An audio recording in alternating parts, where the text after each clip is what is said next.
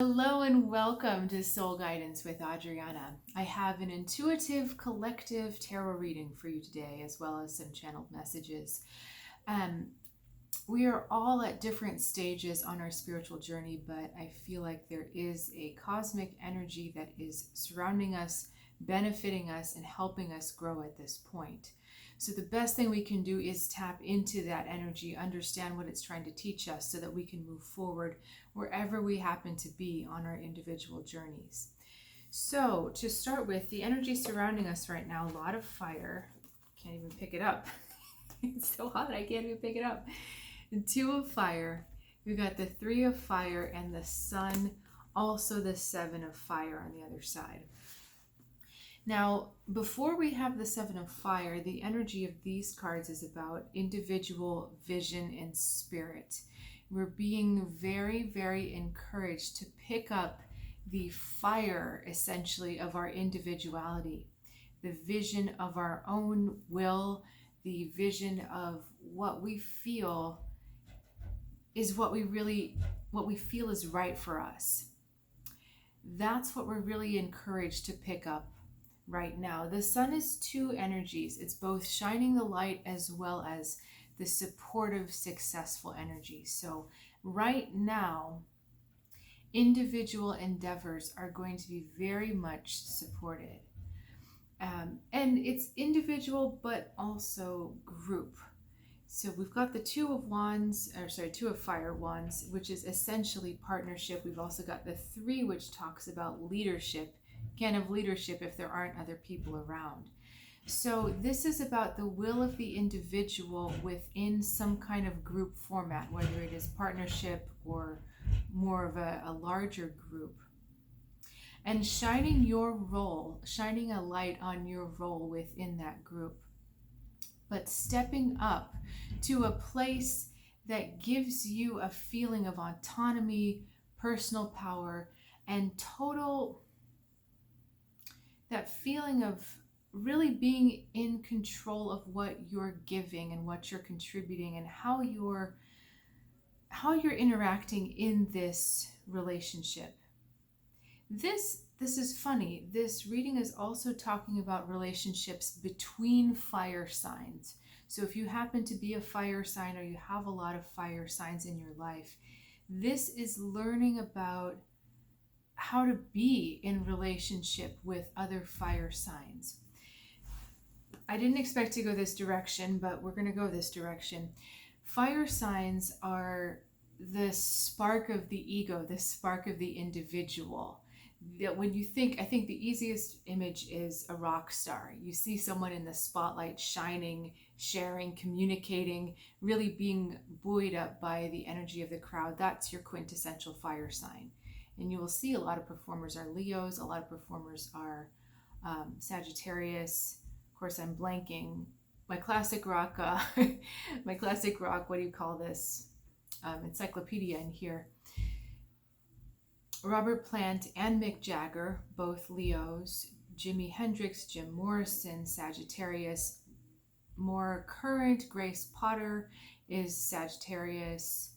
Aries is Lady Gaga, actually. And, there's a whole host of other ones, but it's the joy of the individual sharing. Now, the problem is, and here comes our Seven of Fire. When we have a lot of fire sign, or you have more than one fire sign, there can be a fight for the ego, the fight for the spotlight, who gets to shine, that competitive aspect.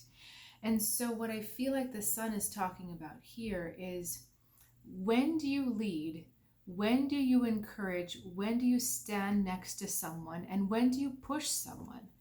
This Two of Fire is bold moves. This Three of Fire is leadership. So it's, what do you do in these relationships, both in your own fire and also relating to other fire signs? What do you do there? And the Seven of Fire is popping up to kind of balance, I think, the success of the sun with the energy of challenge. And what can happen in fire signs, with really between anyone, but especially fire signs, especially Sagittarius, is that need to be right, that need to do something, you feel the need to do something because you feel it's right. And if someone else has a contradictory opinion about what is right or feeling, then there's a clash, right? There's a clash of wills, there's a clash of ego, because it's like, what is my truth is me.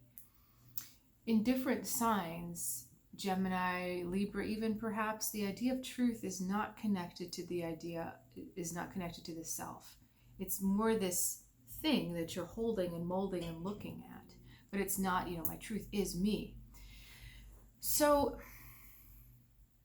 I also want to say at this time that this is kind of a side note, entrepreneurship and really going out and creating a way forward for yourself, that has been supported in the past. We're to the next step. We're to the next step of how does this work in the bigger scheme of things. So with all this fire energy, what is the lesson? And I should say at this point that I will be creating an extended reading from this one to continue this story, deepen the context, and give you even more helpful information for your path. So the link for that is going to be in this description below. I always want to add an extra S, description, description below. But at the moment, what is the message of learning to deal with all this fire? It's also really important to know where your Venus is, because your Venus tells you what you're attracted to. I have Venus in Aries, and that means that I am attracted to this fiery energy usually in other people. So, for me personally, even though I don't have a lot of fire in my other personal planets, this kind of information is helpful. So if you're thinking like, well, I'm not a fire sign and I don't really know any fire signs, might be something else in your chart that's pointing to fire. Okay, what is the message here? 9 of air, elder of air, and 8 of earth. Okay. Now we're back in the air, back in the clouds. Now we've got this is about gathering information. The combination of the 8 of earth and the elder of air, these two, is about working to understand the whole picture, working to get the whole picture.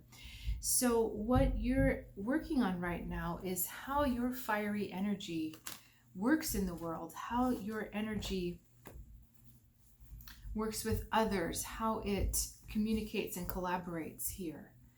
And the 9 of air is coming up. We've had this theme of one card of obstacle, self-created obstacle appearing.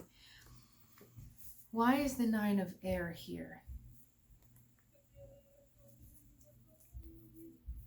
At this time, actions are definitely going to speak louder than words, and that is why we are overloaded with fire signs here, fire cards here.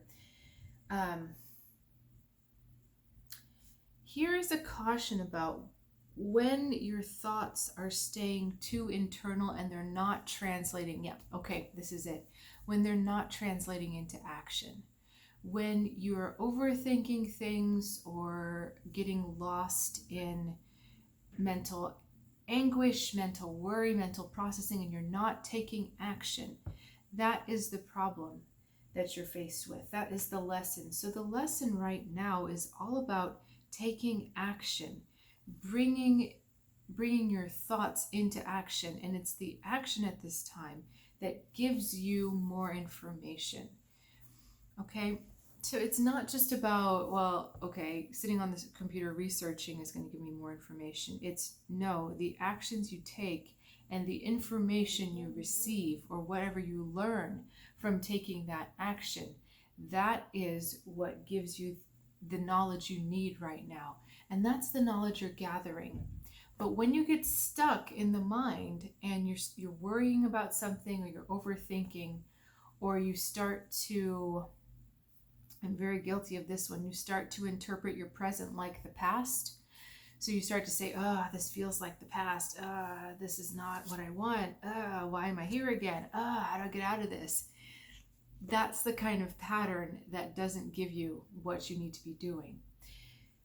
Whenever you have a doubt come up, or whenever you have something come up that's not right, that pulls you off, that gets you lost in that lower negative vibration of anxiety, you need to take some kind of action. It may not be immediate, but you need to think about what action needs to happen so that that energy can clear and be released and be resolved. Okay, we're going to go deeper into this interaction here in the extended. I'm also going to continue to draw more messages and pull things together for you. But thank you so much for joining me up to this point.